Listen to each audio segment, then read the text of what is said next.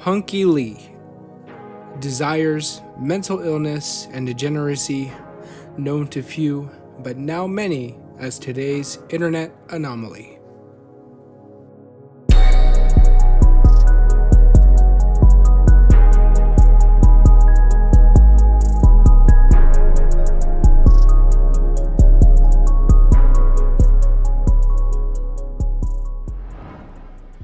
Huhnkie Lee, brought up in a middle-class Korean family in 1978, was born in Ithaca, New York. His father fortunately had the choice of raising him overseas to enrich him in the Korean culture and language. Lee's childhood was one filled with color and enrichment, having the support of his family and community, occasionally recalling positive memories in various humanology courses, something we'll dive into later in the video. But he does recall some where he was bullied in elementary school, and took interest in martial arts, another thing that he frequently advocates for. Fast forward to 1997, Lee had the opportunity to study at the University of Wisconsin to earn a bachelor's degree in computer science, setting the standards high and meeting the expectations of his family. He graduated in 2004 and pursued a PhD in computational biology at Cornell, but after 2 years he dropped out of the program, stating in an interview, "PhD tests are hardcore, too much mathematics. So I sold my stuff and started driving west to Los Angeles, California, to become an actor in Hollywood. And the rest is history." This is where things start to take a turn, leaving behind school and a support structure for something grandiose. Not much is documented during this time, but obviously the acting gig never worked out. Soon joining the Army in 2009 as a 94R MOS specialist working on helicopter equipment systems, he would enjoy his free time attempting to continue his efforts into Hollywood, creating a movie called A Therapy for Metrophobia.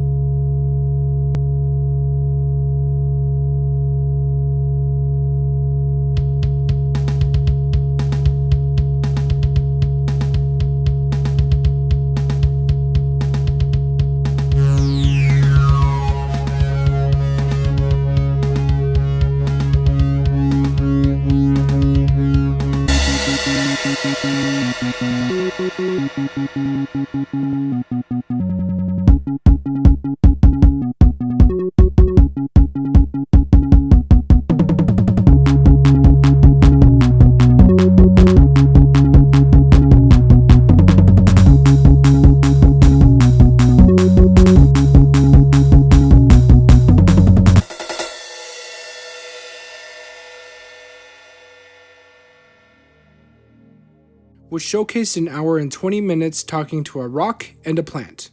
The first half was mostly about sex and STDs, and the second half was just him reading the Bible and laughing. The movie really doesn't achieve much, but he got the award for Best Avant-Garde Film in 2011 Winter Ireland International Movie Festival. Super fucking weird, I don't know how he got it, or even got into a festival, but he did, and he won.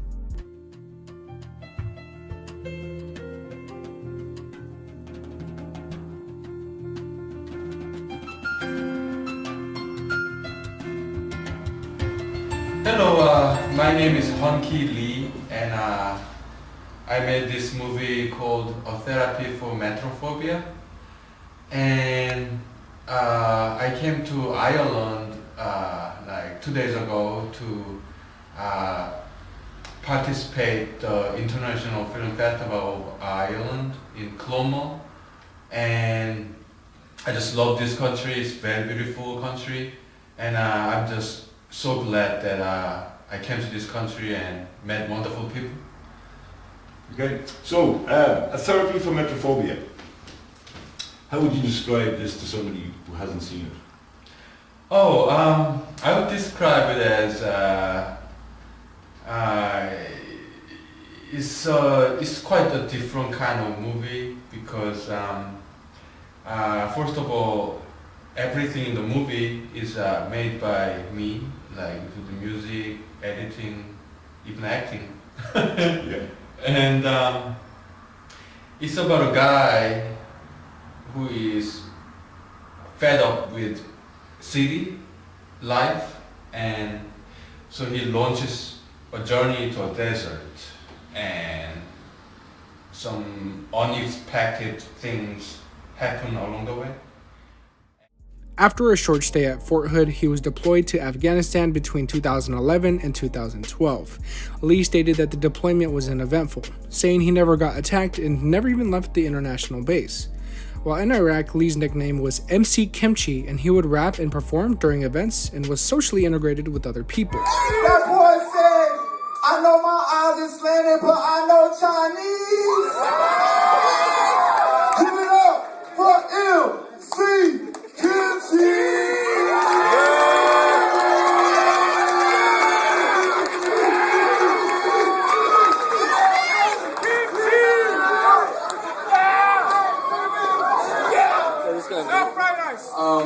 U.S. Army, 1st Cavalry, 1 ACB, 650 Travel Company, Avionics Platoon, Specialist Lee.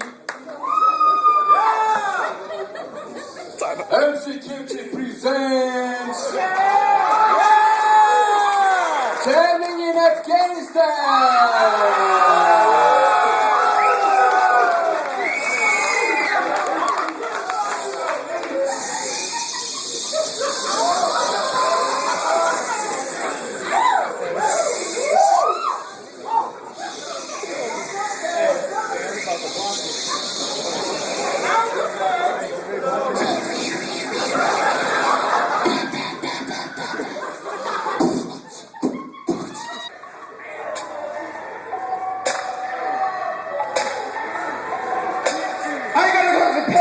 Somebody give me medication. It's a chronic condition or devastating situation. He honestly seemed like a funny guy or someone who was pleasant to be around. I wish to think that these positive memories with Lee was their last, and they didn't see what happened after deployment.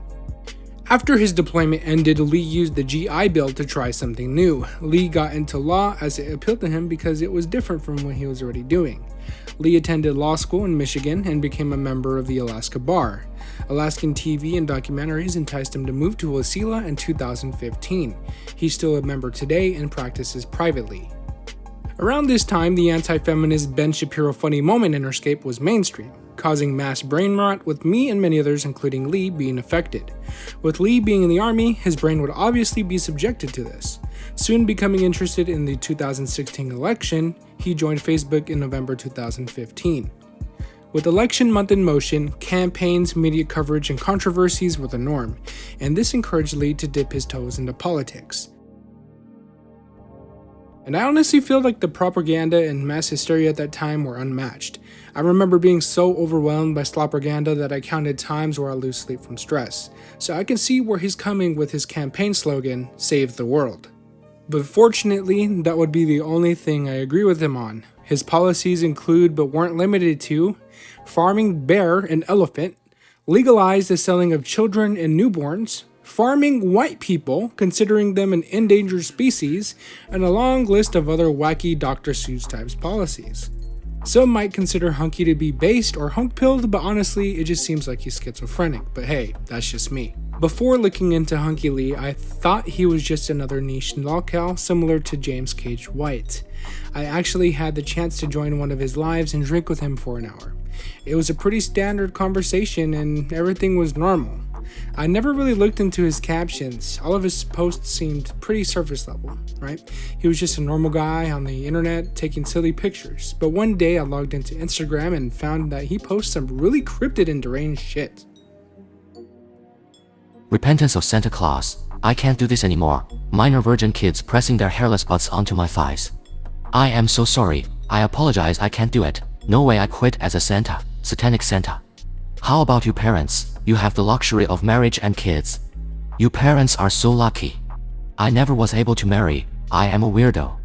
Local ladies don't think much of me, and I have lived in so many different places on the planet Earth. I never once was popular among local ladies. I scare them far and far away. So I can't have a wife, I can't have a child. You parents, you touch your kids everywhere, don't ya? You call me a pedophile. You should reconsider, you better start calling yourself a pedophile. While I was doing research, I found out that when he isn't working on the weekends, he becomes a werewolf named Huhnkie Lee, a nasty mouth wolf that comes out of Hunky's mouth or some shit like that. he's a joker first and a politician second, based off of his words. Things that he would post blur the line between life and fantasy, and when called out, he's just saying that he's making jokes. From Santa posting to Hunky Land fantasies, the absurdity never ends. He was even caught trying to initiate sexual conversations with a 13-year-old girl. Doesn't that sound familiar? Unlike EDP445, he didn't really have a fan base to make money off of, and he doesn't use social media as a crutch, so canceling Lee wouldn't really do anyone justice. He has over 9,000 Instagram posts and averages about 3 to 2 comments, and his engagement kind of died off after his campaign ended. People just kind of left, and now there's just a couple of watchers. After some time online and campaigning, he visited his parents and recalls a conversation he had with them. So I'm visiting my parents in Seoul, right? Here is how it went between my dad and me yesterday evening. Son, there is nothing extraordinary about you. Dad, you don't know what you're talking about. You are nothing special. You're an underachiever. You have no idea what my life is about. You measure success in terms of numbers, like money, fame, or power. My achievements have nothing to do with those. You just quit drinking and smoking. You're asking too much. You're losing hair, son. Your belly is bulging, Dad. Stop all those political nonsense and get a lawyer job. Stop crushing my dreams. You're afraid I'd be bigger and better than you. You're jealous. You're jealous of my youth and ambition. Isn't it right? Come on. I know how you think. I know how you don't think. I know how you feel.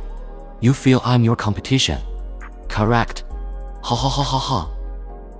His parents are aware of his shortcomings and hardly keep in touch. With minimal interest in their son's life, Lee chooses an unconventional path with no progress. It's all unsure to know what he does today, but taking a look at his house and lifestyle, we can hardly guess. In conclusion, Hunky Lee's status as an internet anomaly defies easy categorization. From a promising student to a niche online presence, Lee's journey reminds us that the internet has the power to transform individuals into uncharted territories. Where the lines between reality and fantasy blur, we can only watch and observe this internet anomaly. Shut the fuck up, you stupid fucking nigga. Shut the fuck up. Shut your gay ass fucking faggot ass. Nigga fucking gay ass fucking ass, okay? Shut the fuck up, okay? Don't be fucking stupid like that, okay? Yeah. I can talk very dirty, okay? You gay ass fucking faggot ass.